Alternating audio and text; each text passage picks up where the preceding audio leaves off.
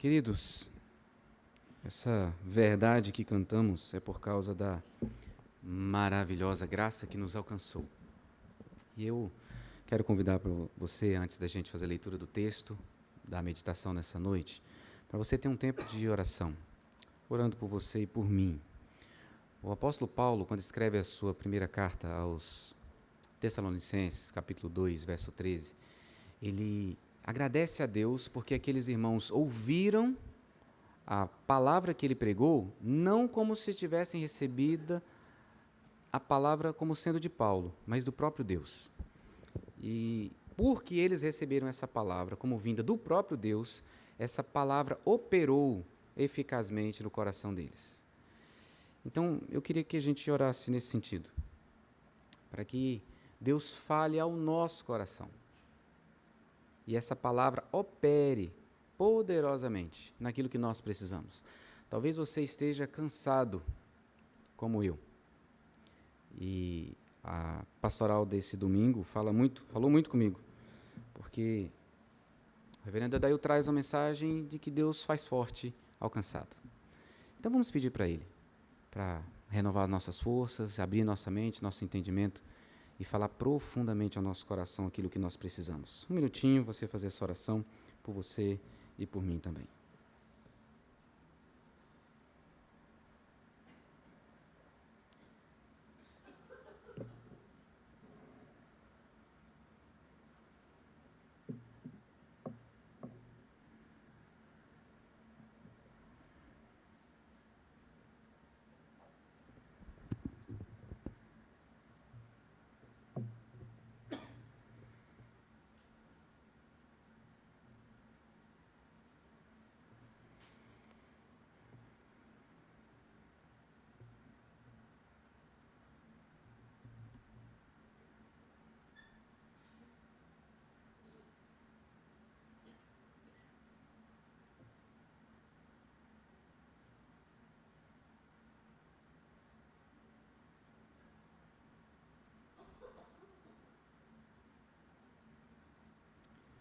Pai Santo, justo, poderoso, presente nesse lugar. Deus que recebeu os cânticos, os louvores, a adoração do teu povo. Deus que fala através das circunstâncias à nossa volta. Deus que fala através das canções, revelando-se. Deus que fala através da palavra exposta, pregada. Revelação escrita, Bíblia Sagrada, quem o Senhor preservou ao longo dos séculos, para que hoje fale ao nosso coração. E é isso que nós pedimos, Deus, por Tua graça, e conforme os propósitos eternos que o Senhor tem para nós, fala conosco, de forma poderosa, profunda, transforma a nossa vida, pela aplicação dessa palavra, na ação do Teu Espírito Santo. Renova as nossas forças, ó Deus, para aquilo que o Senhor tem diante de nós. Renova as minhas forças, ó Deus, para pregar a Tua palavra nessa hora, com a intrepidez que só o Teu Espírito Santo pode conceder. E nós pedimos assim, porque confiamos no Senhor. Oramos em nome de Jesus Cristo. Amém. Lucas, capítulo 23. A partir do verso de número 13. Esse é o texto da nossa reflexão nessa hora. Lucas, capítulo 23, a partir do verso de número 13. Eu vou fazer a leitura, peço que você acompanhe com atenção aquilo que o Senhor registrou.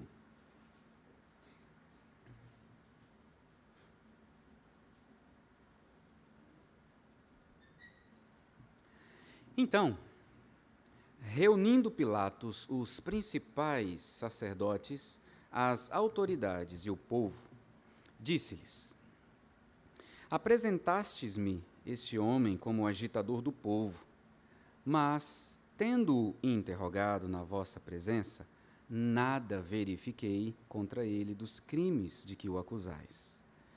Nem tampouco Herodes, pois nolo tornou a enviar. É, pois, claro que nada contra ele se verificou digno de morte. Portanto, após castigá-lo, soltá-lo-ei. E era-lhe forçoso soltar-lhes um detento por ocasião da festa. Toda a multidão, porém, gritava: fora com este! Solta-nos Barrabás! Barrabás estava no cárcere por causa de uma sedição na cidade e também por homicídio. Desejando Pilatos soltar a Jesus, insistiu ainda. Eles, porém, mais gritavam: crucifica-o! Crucifica-o! Então, pela terceira vez, lhes perguntou: que mal fez este? De fato, nada achei contra ele para condená-lo à morte, portanto, depois de o castigar, soltá-lo-ei. Mas eles instavam com grandes gritos, pedindo que fosse crucificado. E o seu clamor prevaleceu. Então Pilatos decidiu atender-lhes o pedido, soltou aquele que estava encarcerado por causa da sedição e do homicídio, a quem eles pediam. E quanto a Jesus, entregou-o à vontade deles. Mantenha sua Bíblia aberta, por favor, para a gente voltar ao texto e você poder ler junto comigo. Você está retornando para casa depois de uma caminhada. À sua frente, pouco distante ainda, você avista uma pessoa que parece pedir ajuda, esmola. Você então começa a pensar, rapidamente você vai tirando conclusões. É uma pessoa que foi afetada pela miséria desse mundo, precisa de ajuda. Mas será que é verdade mesmo? Será que não está enganando e tirando proveito das pessoas crédulas? Bem, se for verdade, ela precisa de ajuda. Enquanto você pensa, você se aproxima, mas você vira para o outro lado e passa pela pessoa. Alguns poucos passos à frente, você começa, ou recomeça, ou continua a pensar, e agora a sua mente diz: volta, você tem que ajudar. Por que você não parou para ouvir o que ela queria? Acontece que, na mesma hora que a sua mente começa a te acusar e falar aquilo que você deveria fazer, instantaneamente você começa a dizer: não, mas eu não tenho dinheiro comigo agora. Eu saí só para caminhar, não estou com nenhum valor. Eu não sei o que falar. Eu tenho vergonha de orar em público. E se essa pessoa quiser fazer algum mal para mim? E depois das suas boas justificativas, você segue o seu caminho. Você sabe o que deveria ter feito, mas você não faz. Muitas situações da vida são como esse simples relato, uma ilustração.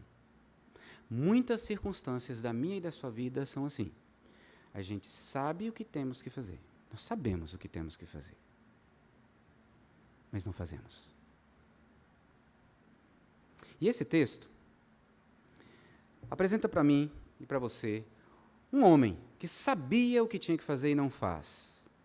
E ao olhar para esse homem, nós vamos ser confrontados com outro homem que sabia o que tinha que fazer e fez. Então, quero convidar você para olhar, primeiramente, para a vida desse homem chamado Pilatos. Ao conhecermos o coração de Pilatos, nós poderemos entender e conhecer o nosso coração. Ao identificar o nosso coração, nós podemos colocar isso diante de Deus, pedir perdão e correção, transformação, porque só Ele pode fazer. E assim vamos refletir a sua glória enquanto vivemos nesse mundo. Então veja comigo, quem é Pilatos? Pilatos é muito conhecido pela história. Um homem com grande poder, indiferente, um homem que transfere a responsabilidade de julgar Jesus para Herodes, depois para os judeus. Um homem covarde, um homem que não condena Jesus, mas o entrega para que ele fosse morto. Alguém que sabia o que tinha que fazer, mas não fez. Pilatos aqui, nesse contexto, é governador romano na Judéia. e é ele quem julgava todos os casos de natureza não religiosa. Por isso que os religiosos vão levar até ele, porque ele tem que julgar esse caso que é de natureza política, pois a acusação contra Jesus é de que ele estava pervertendo a nação, versos 1 e 2, você pode ler comigo. Levantando-se toda a assembleia, levaram Jesus a Pilatos e ali passaram a acusá-lo, dizendo: encontramos esse homem pervertendo a nossa nação, vedando pagar tributo a César, afirmando ser ele o rei. Então, estão acusando Jesus de um trabalho para um golpe de Estado. Então, quem tem que julgar é o governo romano. Então, quem tem que fazer isso é Pilatos. E quando esse Jesus está diante de Pilatos e Jesus conversa com ele, o verso 4 diz que Jesus não tem crime nenhum. Disse Pilatos aos principais sacerdotes e às multidões: não vejo neste homem crime algum. Jesus é inocente de todas as acusações que os judeus fazem. Perguntou-lhes Pilatos: que é a verdade? Perguntou-lhe Pilatos: que é a verdade? Tendo dito isto, voltou aos judeus e lhe disse: eu não acho nele crime algum. Eu estou lendo João 19, 4 a 6. João 18, 38, quando ele conversa com Jesus sobre a verdade, é um texto paralelo a essa situação. Veja comigo no verso 14. Finalzinho, mas tendo interrogado na vossa presença, nada verifiquei contra ele dos crimes que o acusais. Segunda vez, ele é inocente. Mas tem mais uma vez, verso 22. Então, pela terceira vez, lhes perguntou: que mal fez esse? De fato, nada achei contra ele, para condená-lo à morte. É claro, Pilatos sabe que Jesus é inocente. E não apenas ele sabe que Jesus é inocente. Olha o verso de número 20. O que diz? Desejando Pilatos soltar Jesus. Pilatos não apenas tem certeza, consciência de que Jesus é inocente, mas ele quer soltar Jesus. Mas ele não faz.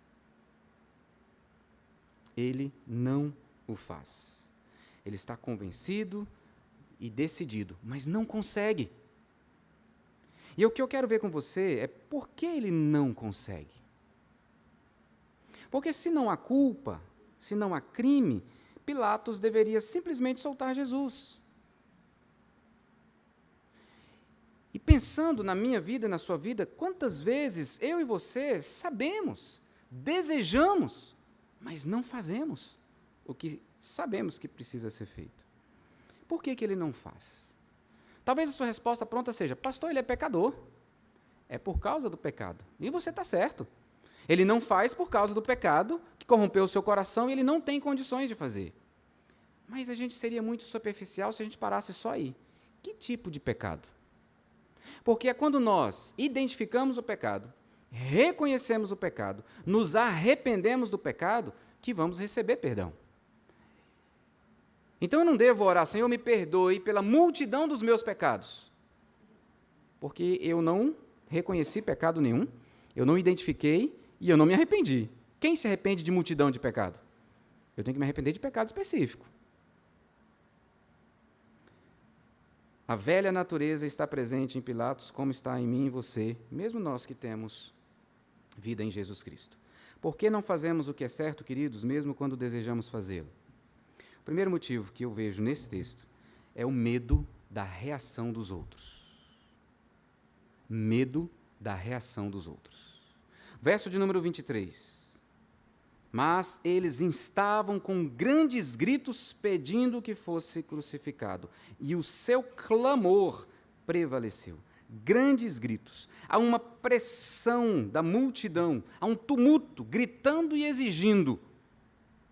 Capítulo 19, verso 12 de João, nós lemos assim: a partir desse momento, Pilatos procurava soltá-lo, mas os judeus clamavam: se soltas a esse, não és amigo de César. Todo aquele que se faz rei é contra César.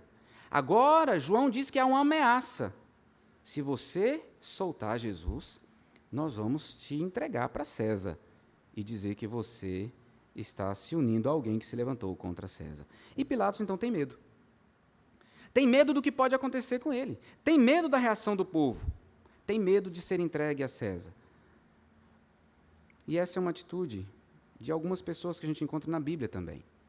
Recentemente, no primeiro semestre, eu preguei aqui em João 9, e naquela ocasião eu destaquei o fato de que os pais dos ex-cego de nascença, mesmo sabendo que ele tinha sido curado, não confirmaram isso diante dos judeus, porque tinham medo de serem expulsos da sinagoga. Mesmo sabendo a verdade, eles omitiram, se eximiram. Pergunta para ele tem idade.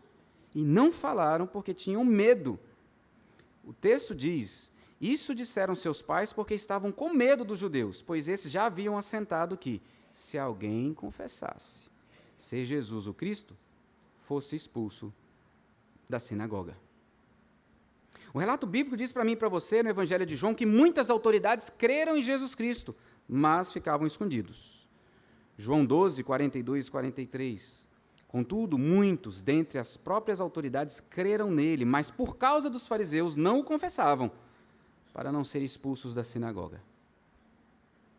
Pois amaram mais a glória dos homens do que a glória de Deus. O medo nos impede de fazer o que é certo. Quantas vezes o medo da reação do outro lhe impede de fazer o que é certo? Quantas vezes o medo do que vão pensar de mim me impede de fazer o que eu sei que eu tenho que fazer? Quantas vezes, queridos, o medo da reação das pessoas nos impedem de pregar o Evangelho, de declarar essas maravilhas, de anunciar às pessoas quem é o nosso Deus? Porque a gente tem medo do que como vão reagir, do que vão pensar de mim. Quantas vezes eu e você pecamos porque estamos com medo da reação do outro?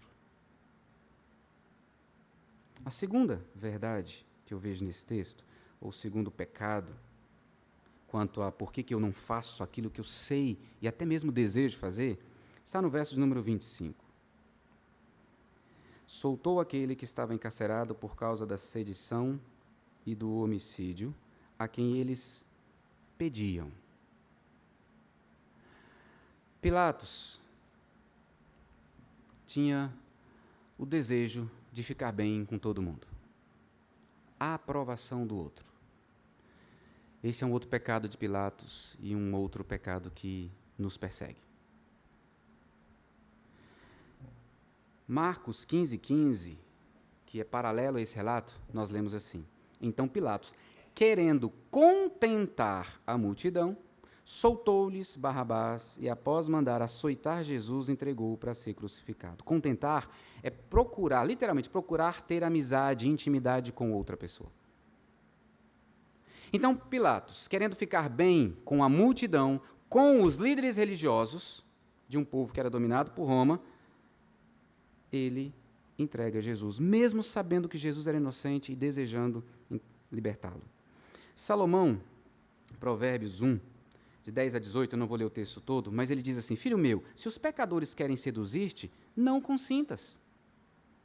Filho meu, não te ponhas a caminho com eles, guarda das suas veredas os pés, porque os seus pés correm para o mal e se apressam a derramar sangue. Quantas vezes, porque eu quero ser aceito pelo grupo, eu não faço o que é certo. Eu faço o que o grupo está fazendo, mesmo eu não concordando. Mas se eu não fizer, eu não vou ser aceito pelo grupo. Eu vou ficar do lado de fora do grupo. Então eu transijo. Queridos, e a gente vê que Pilatos, então, não consegue fazer o que é certo, porque ele quer ser aceito, ele precisa da aprovação nos outros. E esse é um pecado terrível, porque a gente vai sempre fazendo conforme for o melhor para eu ser aprovado, aceito pelos outros. Quantas vezes eu e você deixamos de fazer o que é certo por um desejo de ser aprovado? Paulo, em determinada ocasião, repreende a Pedro, porque Pedro estava pecando. A situação está relatada em Gálatas, capítulo 2, a partir do verso 11. Pedro estava sentado com seus amigos crentes gentios. Mas Tiago, que era líder da igreja de Jerusalém, estava vindo com outros irmãos judeus. Quando eles chegaram, Pedro se apartou dos gentios, que também eram crentes. E aí Paulo diz assim: quando, porém, vi que não procediam corretamente segundo a verdade do Evangelho, disse a Cefas, na presença de todos: se sendo tu judeu, vives como gentio e não como judeu, por que obrigas os gentios a viverem como judeus? Paulo afirma que o pecado de Pedro, para ter aprovação, ficar bem com os irmãos judeus, se afastando dos gentios, é falta de evangelho. Quando vi que não procediam corretamente segundo a verdade do evangelho. Quando o evangelho não está presente na minha vida, na sua vida, queridos, é quando a gente vai fazer aquilo que queremos para sermos aprovados. Quantas vezes, buscando a aprovação dos outros, nós não fazemos o que é certo? Pior, quantas vezes, por querer a aprovação dos outros, nós fazemos o que é errado? Não é só deixar de fazer o que é certo. Concordamos com o que é errado para termos a aprovação dos outros. E o terceiro pecado que o texto mostra para a gente está no verso 22. Então, pela terceira vez, lhe perguntou: que mal fez este? De fato, nada achei contra ele para condená-lo à morte. Portanto, depois de o castigar, soltá-lo-ei. Por duas vezes, aqui no texto, Pilatos diz que vai castigar Jesus. Mas por que castigar Jesus se ele é inocente? Por quê? Isso mostra para nós uma indiferença que Pilatos tem para com a pessoa de Jesus.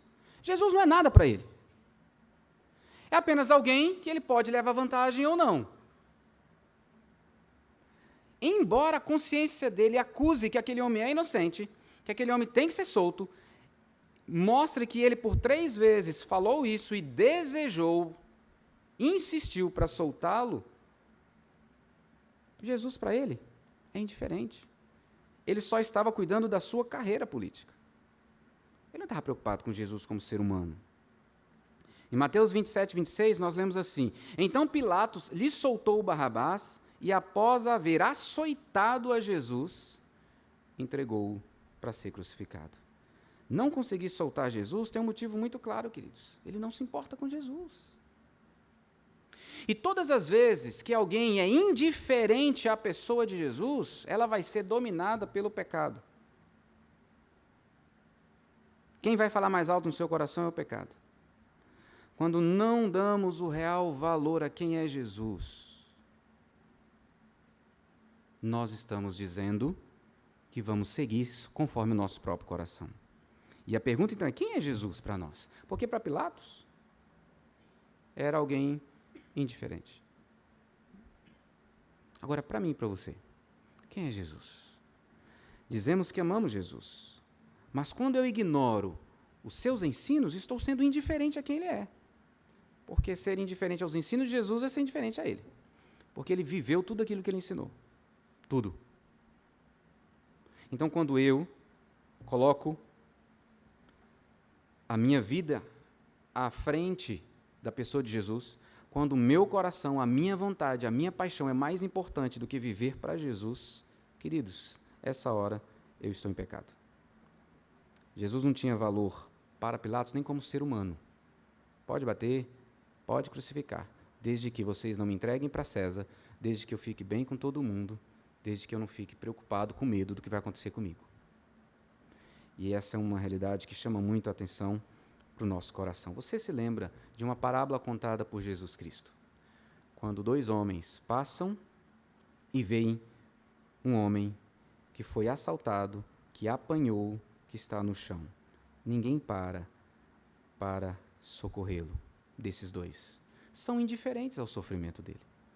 Um samaritano é que vai parar, investir seus recursos e cuidar. E Jesus conta essa parábola para dizer para mim, para você, quem é, para responder quem é o próximo que eu preciso amar. É aquele que eu não conheço, mas é aquele que precisa, que está necessitado. E quantas vezes eu e você somos indiferentes ao outro? Porque não lembramos que o outro é imagem e semelhança de Deus. Criado à imagem e semelhança de Deus, para refletir a glória de Deus nesse mundo. E que precisa ouvir do Evangelho, para poder se reconhecer pecador e, se for eleito do Senhor, confessar Jesus como seu Salvador e viver, então, agora, obedecendo ao Senhor. Queridos, é aqui que a gente lembra da palavra de Jesus, em Mateus 25, quando ele diz: todas as vezes que vocês dão comida a quem tem fome, água a quem tem sede, todas as vezes que vocês visitam um enfermo, todas as vezes que vocês vão às cadeias, todas as vezes que vocês recebem alguém na casa de vocês que não tem casa, todas as vezes que vocês agasalham alguém com frio, todas as vezes que vocês fazem isso, vocês estão fazendo a mim. Então Jesus está defendendo o valor do ser humano. Eu não posso ser indiferente ao sofrimento do outro. Quantas vezes somos indiferentes? E não se trata apenas de dinheiro. Não se trata de comida, de respeito, de amor, de valorizar o ser humano. Eu posso simplesmente, queridos, parar para ouvir alguém, chorar com alguém, sorrir com alguém, admoestar quem está escolhendo o caminho distante do Evangelho. Mas eu não posso ser indiferente. Se eu sou indiferente, eu estou em pecado. E eu quero concluir essa mensagem chamando a sua atenção para o seguinte: a própria atitude, tanto de Pilatos como dos principais sacerdotes, que nós vemos aqui, principais sacerdotes, autoridades e o povo, tanto a atitude de Pilatos como desses em condenar Jesus, alguém inocente, revela o real motivo pelo qual Jesus precisava ir para a cruz. Era o meu e o seu pecado. Jesus vai para a cruz por causa de gente como Pilatos, que talvez eu e você nos identifiquemos com ele. Jesus vai para a cruz como inocente por causa do meu pecado, não foi por causa do pecado dele. Eu e você somos culpados, Jesus não. Mas um inocente é que precisava morrer para pagar a culpa por quem era culpado. O Deus soberano permitiu que o pecado de Pilatos, o pecado dessas autoridades, o pecado do povo, condenasse injustamente Jesus Cristo, para que eu e você pudéssemos ter vida eterna. Queridos, isso é sensacional. Porque Deus vai usar o próprio pecado do ser humano para cumprir um propósito dele maior. Não é Deus que está fazendo ele pecar, mas Deus está permitindo que o pecado aconteça para que a partir desses homens, Jesus fosse morto na cruz. E assim, eu e você pudéssemos receber vida. Nós olhamos para Pilatos e talvez nos identifiquemos com ele. Mas agora eu quero olhar para Jesus. Jesus sabia o que tinha que fazer. Ele veio a esse mundo para morrer e ele sabia disso o tempo todo. E ele fez o que tinha que fazer. Ele sabia que o caminho dele, o propósito dele era ir para a cruz, para uma cruz, e morrer no meu lugar. E ele não morreu apenas para nos livrar da condenação eterna. Ele morreu para nos dar a vida eterna. E fazendo assim, transformando a minha vida, a sua vida, nós refletirmos a glória dele ao mundo. Queridos, não podemos vencer aquilo que nos impede de fazer o que é certo, conforme o Evangelho, se nós não estivermos unidos àquele que fez, que cumpriu, que deu conta. Eu e você nunca vamos conseguir se confiarmos em nós mesmos. Agora, unidos a Jesus e clamando a Ele, pedindo a Ele, então nós vamos poder. Porque aí o Espírito Santo vai revelar pecados como esses, de desejo por aprovação, de medo do que vai acontecer, a indiferença. E a gente poder se arrepender. Jesus fez o que era certo fazer, a despeito de toda e qualquer implicação. Ele não estava preocupado com a reputação dele.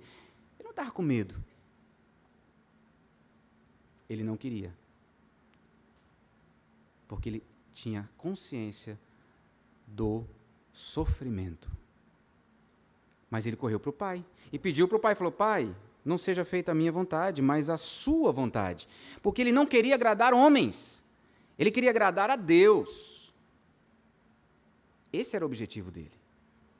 E então ele conseguiu fazer o que era certo, porque Deus estava com ele, capacitando. Ele deu a vida dele para a glória do Pai. Jesus fez o que era certo, queridos, independente do que enfrentaria por isso.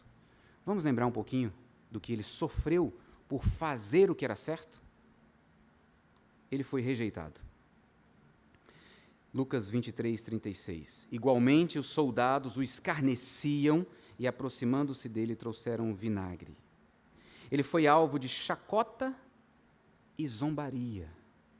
O Rei dos Reis, o Senhor dos Senhores, foi alvo de chacota e zombaria. O povo estava ali, tudo observava. Também as autoridades zombavam e diziam: salvou os outros, a si mesmo se salve, se é de fato o Cristo de Deus, o escolhido. Lucas 23, 39. Um dos malfeitores crucificados blasfemava contra ele, dizendo: não és tu o Cristo? Salva-te a ti mesmo e a nós também. Verso 63 de Lucas 22.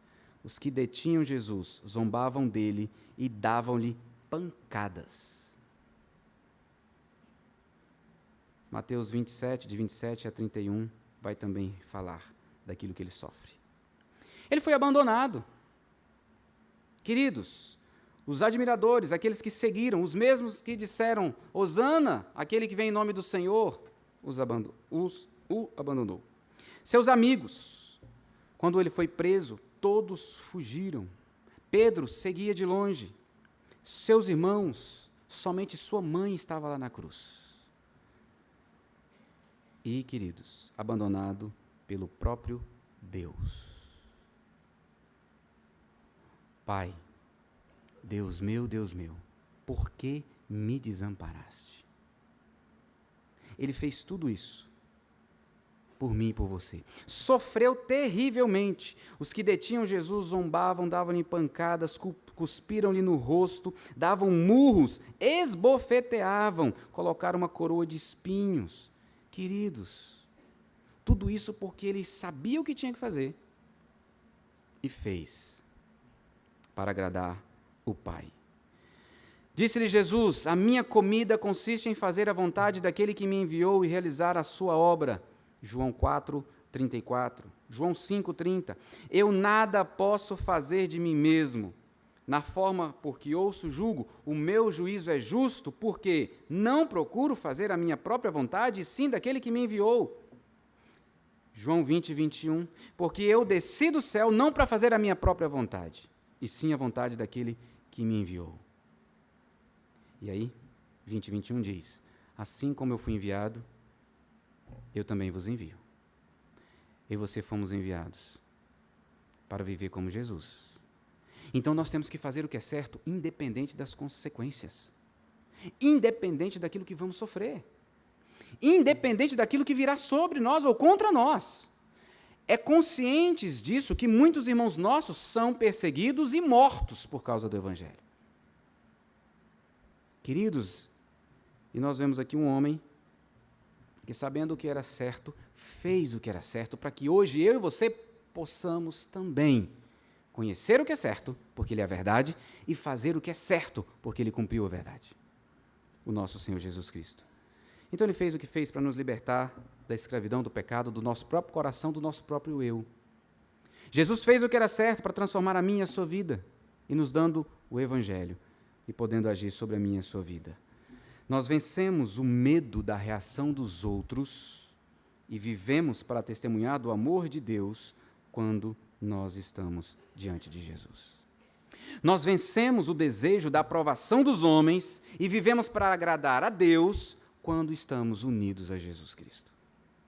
Nós vencemos o egoísmo que nos leva a uma vida de indiferença ao outro, indiferença a Jesus, vivendo para servir o outro, para servir a Deus, para servir a Jesus, quando estamos unidos a Jesus Cristo, independente das implicações. Eu e você não conseguimos vencer o pecado sem Jesus. Não conseguimos. Se eu e você não corrermos para Jesus e pedirmos, como o salmista fez no Salmo 79, no verso 9, nós vamos ser como Pilatos, indiferentes a Jesus, indiferente ao outro. Vamos buscar aprovação para a glória própria e vamos viver com medo. E o salmista ora assim: assiste-nos, ó Deus e Salvador nosso, pela glória do teu nome. Livra-nos e perdoa-nos os pecados, por amor do teu nome. Ele pede para que para que Deus venha ao seu socorro, para que o nome de Deus receba glória. Não é para que ele seja livre, é para que Deus receba glória. E é lógico, Deus receberá glória livrando-o. E aí ele faz duas petições: Senhor, livra-me do pecado, não me deixe pecar. Para quê? Final do verso. Por amor do teu nome. É para a glória do teu nome. Eu não quero pecar, porque pecar mancha a tua glória. E eu não quero. Eu quero que o teu nome receba glória e seja conhecido. Mas ele pede: Senhor, me perdoa do meu pecado. Também para a sua glória. Então, queridos, nós temos que pedir todos os dias: Senhor, não me deixe pecar. Não apenas descansar, quando eu pecar e arrepender, Deus vai me perdoar. Meu irmão, minha irmã, nós precisamos pedir: Senhor, não me deixe pecar. Porque se Deus não agir, o meu caminho, o seu caminho é para pecar. Pecados como esses que nós vimos aqui, e muitos outros. Porque Ezequiel 14 vai dizer que o coração do homem é fábrica de ídolos. E nós vamos arrumar alguma coisa para colocar no lugar de Deus. Queridos, a má notícia para mim e para você é que o pecado habita em nós. A má notícia para mim e para você é que eu e você não temos forças nenhuma, para vencermos esse pecado. E ele vai levar uma condenação eterna. A boa notícia para mim e para você é que Jesus morreu na cruz para nos dar a vitória sobre o pecado. Ele nos livrou da condenação eterna, nos deu uma nova vida, e uma nova vida significa olhar para o coração, identificar pecados como esses de Pilatos, se arrepender, se colocar aos pés de Deus e pedir: livra-me dos pecados, perdoa-me dos pecados, para a glória do teu nome. Não para eu ficar livre, mas para a glória do teu nome, porque um discípulo de Jesus, um filho e uma filha perdoados, vão viver refletindo o caráter desse Deus. E ele vai receber glória. A glória nunca é para mim e para você. A glória sempre será para o Senhor. Que decisão você precisa tomar diante do Senhor nessa noite? Porque você começou pedindo para que Deus falasse poderosa e eficazmente ao seu coração. E Deus ouve as nossas orações quando elas são feitas dentro da sua vontade. Eu não tenho dúvida nenhuma que Deus quer agir na minha e na sua vida para nos santificar. Não tenho. Então, que pecado o Espírito Santo colocou diante de você que você precisa confessar? Vamos fazer isso agora?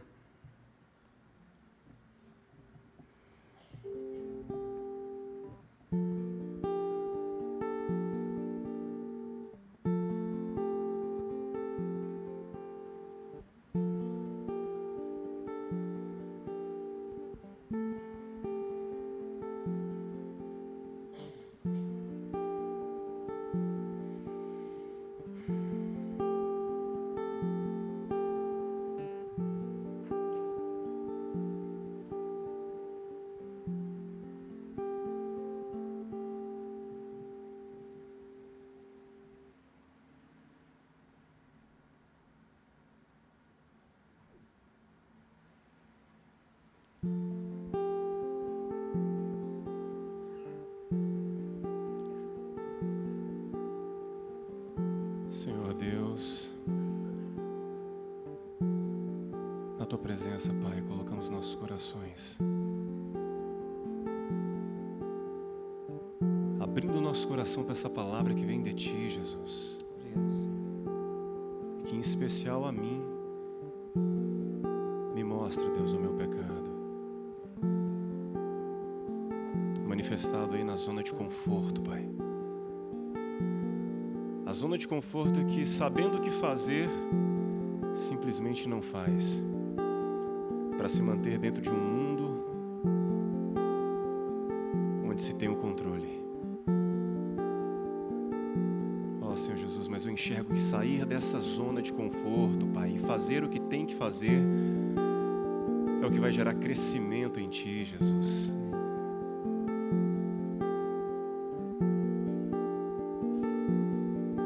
Obrigado pela Tua presença, obrigado por estar aqui, obrigado pelo Teu amor, obrigado pela Tua graça. Oh Jesus, obrigado pela Tua graça, o que seria de nós sem ela?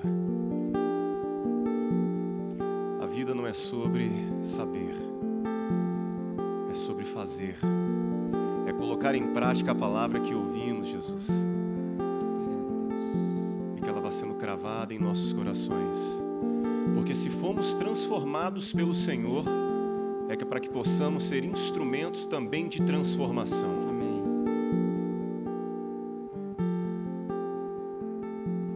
Deus está aqui, amado.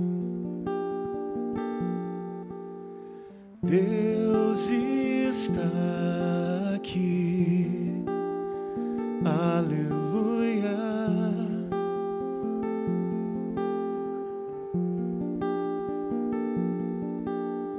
Transformando vidas para transformar.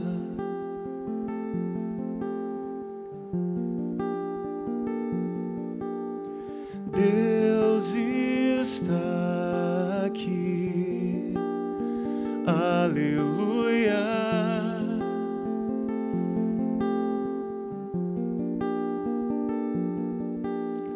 Transformando vidas para transformar.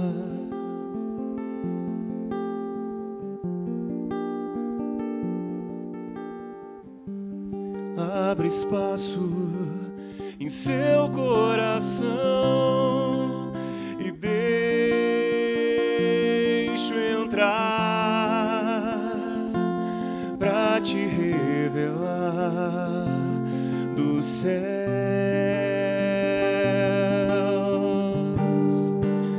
as suas maravilhas. Ele está aqui batendo a porta. Cabe a você ouvir sua voz e abrir para que ele possa entrar e te oferecer a vida plena e o bem maior, o amor perfeito.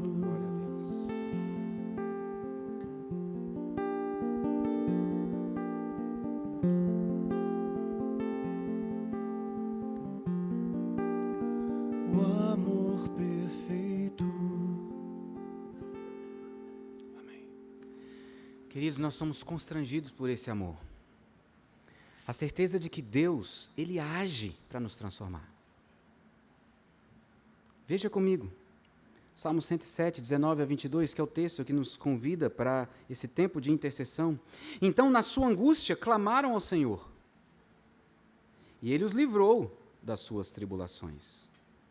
Enviou-lhes a sua palavra e os sarou, e os livrou do que lhes era mortal. Pecado é mortal. Rendam graças ao Senhor por sua bondade, por suas maravilhas para com os filhos dos homens.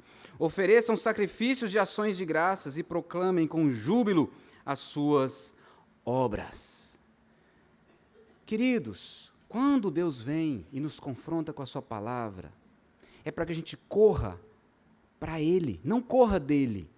É corra para Ele, clamemos, e Ele vai ouvir e nos livrar do que é mortal.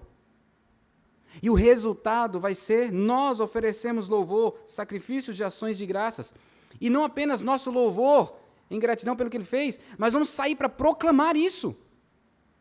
Proclamem com júbilo as suas obras. Então, constrangidos por causa desse amor, nós testemunhamos de Deus.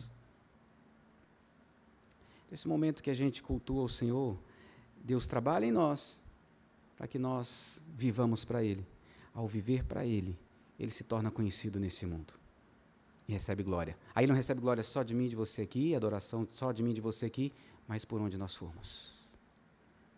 Quero convidar você a ficar de pé. Nós vamos orar e vamos ouvir mais uma canção. Nosso irmão Regis, talvez alguns ainda não o conheçam, está na nossa igreja e nos dá alegria nessa noite de compartilhar canções suas, né, também, e outras não. Mas vamos ter essa palavra de oração, depois eu pedir para que você se assente, nós vamos ouvir então mais essa mensagem musical.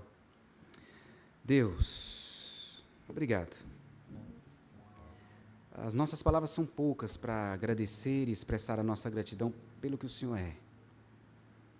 Um Deus tão maravilhoso, a gente não consegue nem discernir direito, nem entender direito o que é graça. A gente tem dificuldade de se entregar a ela, porque sempre parece que a gente precisa fazer alguma coisa. Mas o que o Senhor exige de nós é apenas um coração quebrantado, é um coração derramado, é um coração diante do Senhor, é um coração entregue, um coração que diz, eu não dou conta, eu preciso do Senhor. É um coração que diz, eu não quero seguir os meus passos, eu quero seguir Jesus, que é o caminho. É um coração que diz, eu não tenho inteligência, mas eu preciso ouvir Jesus, que tem todos os tesouros de sabedoria. É um coração que se derrama, e que a única coisa que tem para oferecer a Deus é pecado, porque tudo o que vem de bom vem do Senhor. Tudo o que temos de bom é graça do Senhor sobre as nossas vidas. Pai, aquilo que nós precisamos, aquilo que teu povo pediu, cada um de nós pedimos ao Senhor, por graça, derrama. Nos santifica, nos purifica, nos encha de amor por Ti, Pai, e nos leve com sede e desejo de proclamar, que a gente não consiga ficar calado, que a gente fale, que o Teu Espírito Santo, como fez com Jeremias, que queria fugir, não queria falar, o Espírito Santo faça conosco, nosso coração fique ardendo, até que a gente fale de Jesus, do Seu amor e da Tua maravilhosa graça. Obrigado pela Tua correção paterna, Senhor, nos fazendo enxergar pecados para nos arrependermos e recebermos do Senhor o perdão. Te agradecemos pela vida do Guna, te louvamos porque ele passou pelas 2 cirurgias e está se recuperando. Intercedemos para que a Tua boa mão continue agindo sobre a vida dele e providenciando que todos os profissionais da saúde estejam ali como mãos do Senhor. Em nome de Jesus. Te agradecemos pelo pai da Denise e sabemos que o Senhor está com ele também, sustentando e guiando, segurando firme na mão dele. Pai, visita cada um que está aqui que precisa de algo específico do Senhor. Temos famílias enfrentando lutas e dificuldades, filhos distantes do Evangelho, pais em conflito conjugal, pessoas que não conhecem Jesus como Senhor e Salvador. Pai, visita com poder e manifeste sua salvação, a Tua resposta nesse lugar, para a glória do Teu santo nome. Que a graça de Jesus, o nosso Senhor e Salvador, aquele que em todo o tempo sabia o que era certo fazer e que fez, que o amor do Pai, Deus Todo-Poderoso, que entregou o próprio Filho naquela cruz para mostrar o amor dele por nós, que a unção, o poder do Espírito Santo que aplicou a verdade nas nossas vidas e corações para que nós pudéssemos ter vida, seja sobre cada um de nós e sobre a igreja de Jesus, espalhado por esse mundo hoje e para todo sempre. Amém.